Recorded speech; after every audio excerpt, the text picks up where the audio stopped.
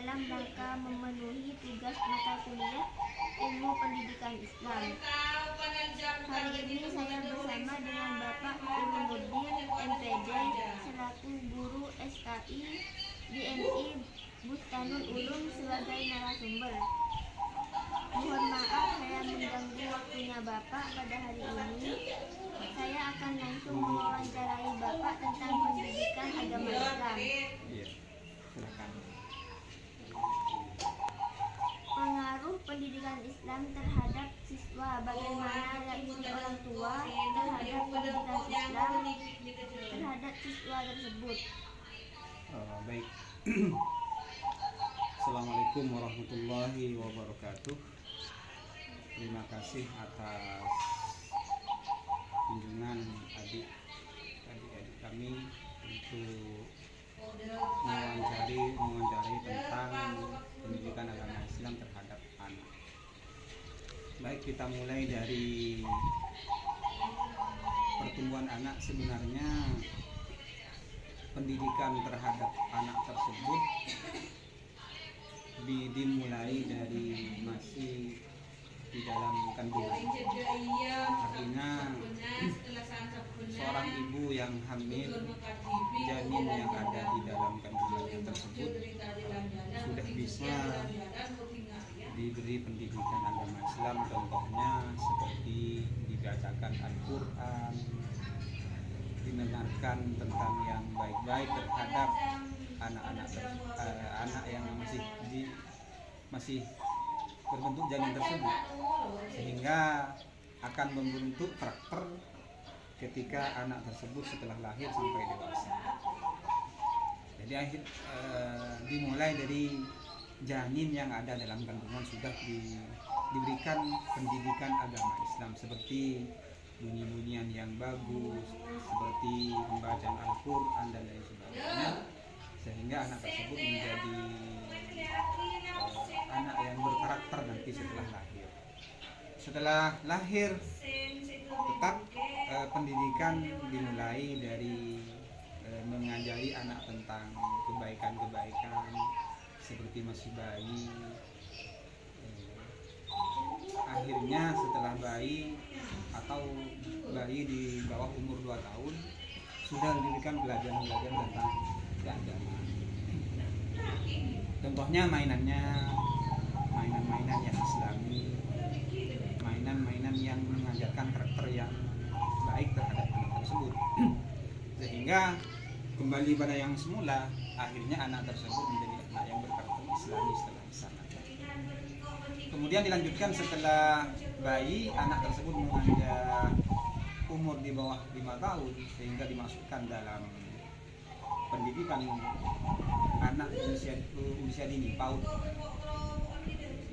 atau kelompok belajar, sehingga anak tersebut digembleng selama 1 tahun dan di TK atau RA selama 2 tahun. Akhirnya 3 tahun anak-anak sudah diberi pendidikan agama Islam.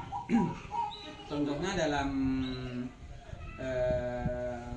prakelas, anak-anak diajarkan nyanyian tentang lagu-lagu Islami, tentang pengalaman tentang Islam, tentang sejarah Islam, sehingga anak tersebut di masa dini, masih anak-anak, sudah belajar tentang karakter juga. Kemudian dimasukkan dalam kelas, diberikan materi tentang Al-Quran. Contohnya metode seperti At-Tanzil, Qiraati, sejarah tentang keislaman, sejarah tentang nabi-nabi, dan lain sebagainya. Terus berlanjut sampai jenjang SD atau MI, MTS atau SMP, sampai SMA atau MA atau yang sederajat, sampai perguruan tinggi.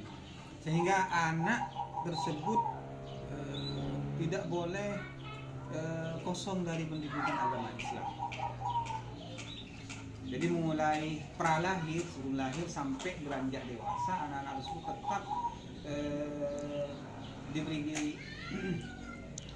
diberi masukan atau diberi pembelajaran oleh orang tua. dan orang tua tersebut termasuk pendidikan utama bagi anak. Al-madrasatul ula al-aba wal ummahat. Sekolah pertama itu adalah ibu dan bapak. Di rumah.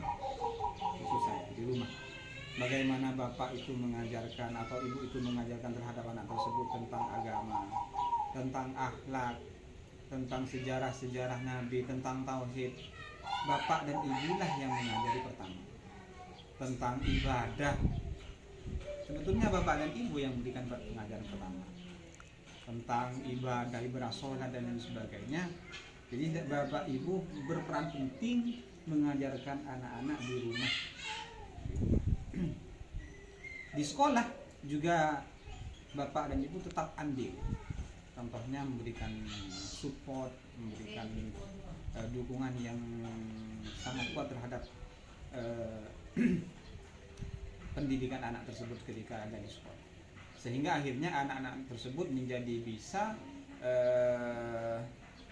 berpendidikan, bisa menguasai pendidikan agama Islam. Kemudian yang paling ditonjolkan dalam pendidikan agama Islam terhadap anak tersebut adalah praktik ibadahnya. Contohnya ketika anak sedang di dalam sekolah diberi pelajaran tentang pelajaran ibadah tentang sholat, maka ketika pulang di rumahnya bapak ibu berperan penting untuk mengajarkan atau mempraktikkan tersebut, pelajaran tersebut tentang sholat yang tadi, sehingga ada penguatan terhadap pelajaran, dikuatkan dengan praktek-praktek yang ada di rumah. Dan pada akhirnya anak menjadi berkembang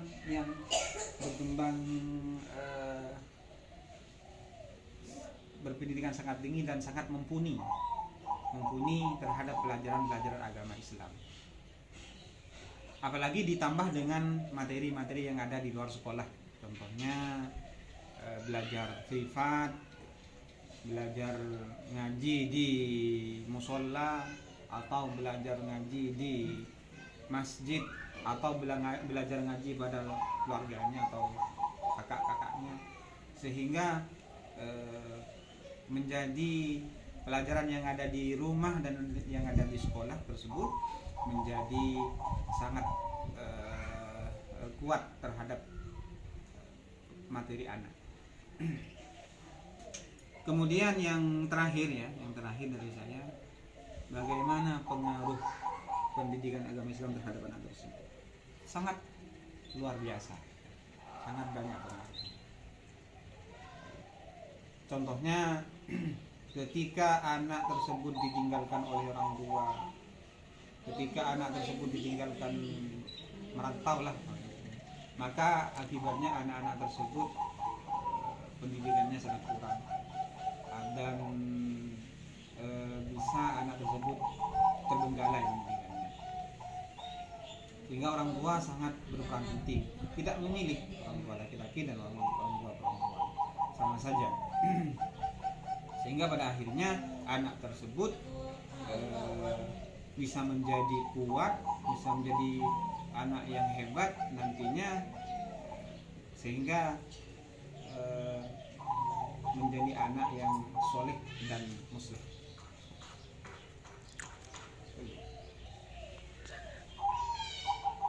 Kemudian di perguruan tinggi, setelah menjadi mahasiswa, anak tersebut tetap dalam jangkauan orang tua. Apa selanjutnya pendidikan yang ada di perguruan tinggi? Yaitu harus menguasai tentang pemikiran-pemikiran agama Islam, tentang filosofi Islam, tentang ilmu hadis, tentang ilmu Al-Quran, atau yang paling tinggi dalam tatanan ilmu itu adalah ilmu tasawuf. Sehingga mahasiswa yang belajar agama tersebut bisa menguasai beberapa ilmu yang berada di pendidikan agama Islam. Itu mungkin dari saya. Apabila ada kekurangan dan kesalahan, mohon maaf. sebesar-besarnya. Wabillahi taufiq wal hidayah. Wassalamualaikum warahmatullahi wabarakatuh.